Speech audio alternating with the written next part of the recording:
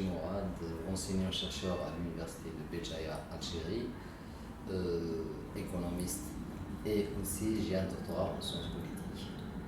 Quels sont vos objectifs concernant votre séjour de recherche dans le cadre du projet Extractivisme? En fait, après avoir travaillé longuement sur les institutions et l'économie pour le cas d'Algérie, l'objectif futur, c'est de faire une étude comparative entre ce qui se passe dans des pays d'Amérique latine, je pense au Venezuela, sinon plusieurs avec l'Algérie, et voir quelles sont les similitudes et les différences, notamment en termes d'obstacles pour le passage vers une économie productive. Quels sont, selon vous, les concepts clés de l'État rentier en tant que modèle de développement socio-économique? Les concepts principaux de l'État rentier. État rentier, clientélisme, corruption et dépendance de l'extérieur sont des concepts clés qu'il faudrait, à mon avis, creuser. Les conséquences en fait, politiques et sociales de la rente. Quels sont les principaux défis pour les sociétés et les économies extractivistes? Dans les sociétés et les économies extractivistes qui va avec, donc le principal défi, c'est de réaliser des transformations politiques et économiques à la fois, donc changement des institutions politiques et économiques, et quand chaque pays quand même a une société à ses spécificités, sans qu'il y ait de dégâts, sans qu'il y ait de heurts, parce que toute transition est porteuse de danger. Ça peut même y aller vers une guerre civile, parce qu'il y a des transformations, il y a des catégories sociales qui vont se disqualifier, d'autres qui vont remonter. Donc il faut trouver, le défi principal, c'est de trouver la technologie nécessaire pour réaliser ces transformations qui sont parfois douloureuses sans heurts. Et ça nécessite un courage politique et des dirigeants politiques légitimes, parce que sans légitimité, on ne peut pas réaliser ni projet économique, ni une transformation économique, ni un passage vers la modernité.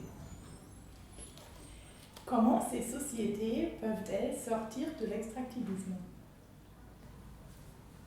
Il n'y a pas mille chemins pour sortir de l'extractivisme. Comme je dis, il faut prendre d'abord conscience des dangers ou des retards qu'elles ont et de leur dépendance du marché international. La prise de conscience, c'est un premier pas important. Deuxième, c'est de formuler un projet de société qui leur permettrait de réaliser ce passage vers des économies productives, donc vers la modernité politique.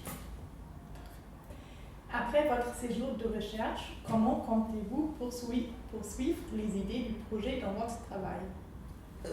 Déjà, je suis parti d'un laboratoire de recherche dans mon université d'origine.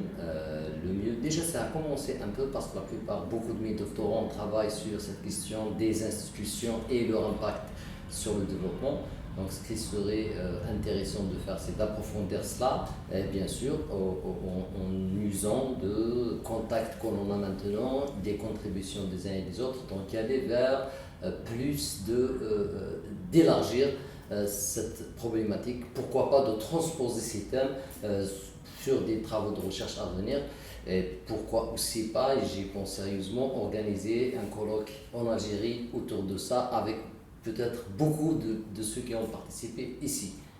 Et pourquoi pas en collaboration avec l'Université de Marbourg et CAD.